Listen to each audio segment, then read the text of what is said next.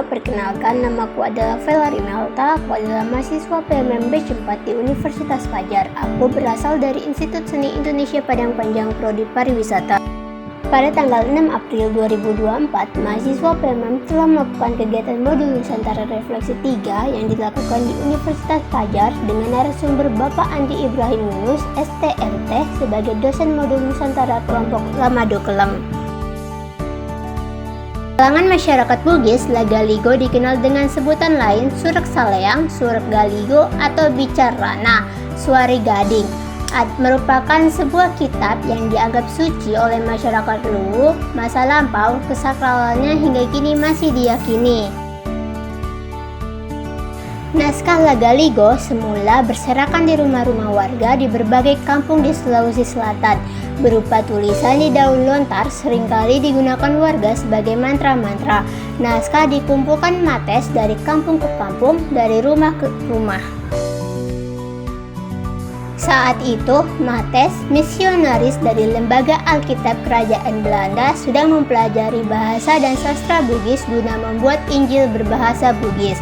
Ia aktif berkeliling ke berbagai daerah dalam proses pengumpulan bahan guna menyusun kamus bahasa Bugis Belanda untuk kepentingan penyebaran agama Kristen di Sulawesi Selatan. Di perjalanan itu, ia menemukan naskah Lagaligo. Naskah Lagaligo telah mendunia dan melintasi benua dan negara. Di kantor PBB dikenal sebagai Memory of the World dan telah menjadi milik dunia. Catatan membuktikan naskah Lagaligo terpanjang di dunia dengan 350.000 bait. Naskah lainnya yang mendunia Hercules hanya 75.000 bait serta Mahabharata hanya 150.000 bait. Daya tarik lainnya dari Lagaligo ialah ukuran keseluruhan teks tersebut sangatlah besar. Diperkirakan terdiri dari 6.000 halaman folio atau 3.000 baris puisi. UNESCO menggarisbawahi sebagai produk karya sastra yang paling produktif di dunia. Merujuk Prof. Nurhayati Rahman yang menuklik pendapat Kern dan Sirjo Kolf, dikatakan Lagaligo ialah sebagai karya terpanjang di dunia. Berbentuk puisi epik, karya ini awalnya berupa tuturan lisan, namun memasuki paruh pertama abad ke-19, karya ini mulai ditulis. Berbentuk puisi tradisional Bugis atau lontara, komposisi bahasa penyusun puisi ini dianggap indah, berkualitas sastra tinggi. Menariknya, tradisi pembacaan Lagaligo dilakukan sembari dinyanyikan. Cara melakukan Lagaligo dalam bahasa Bugis disebut loang atau seleang. Lazimnya dilakukan dalam sebuah upacara adat. Jadi sebenarnya bicara Lagaligo selain mewariskan tradisi tulisan juga tradisi lisan. Sayangnya, sejalan pudarnya pengetahuan lokal perihal teks-teks kuno dan juga rendahnya tingkat penguasaan masyarakat atas bahasa kuno dan aksara lontara, maka kini jadi ancaman tersendiri bagi upaya pewarisan Kasanah Lagaligo. Aksara lontara Bugis atau sering disebut dengan istilah lokal Ukik Salapak Epak, konon ialah turunan dari aksara Palawa.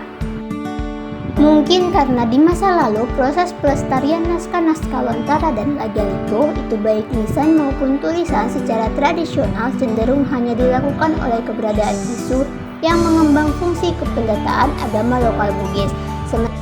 Sementara bisu sering disimplifikasikan sebagai fenomena transvestit atau transgender, implikasinya dalam perkembangan masyarakat Bugis kontemporer. Hal itu membuat posisi dan fungsi sosial dari seorang bisu menjadi termarginalisasikan. Sejalan dengan terpinggirkannya posisi dan fungsi sosial bisu ini, sedikit banyak turut berdampak terpinggirkannya. Bermaksud mengantisipasi hilangnya kasanah kuno ini, Indonesia dan Belanda berkolaborasi mengusulkan Lagaligo masuk dalam World Heritage di UNESCO. Kini sejak 2011, naskah kuno Lagaligo telah ditetapkan UNESCO sebagai Memory of the World. Ini berarti semenjak 2011, kini dan juga nanti ke depannya, seluruh upaya pelestarian Kasanah Lagaligo bukan hanya menjadi tanggung jawab masyarakat pewaris budaya Bugis secara eksklusif, yaitu keberadaan bisu, tetapi juga harus menjadi tanggung jawab negara atau pemerintah selaku stakeholder pengusul ke UNESCO. Sekian dari kegiatan refleksi 3 ini, sampai jumpa di kegiatan modul Nusantara lainnya.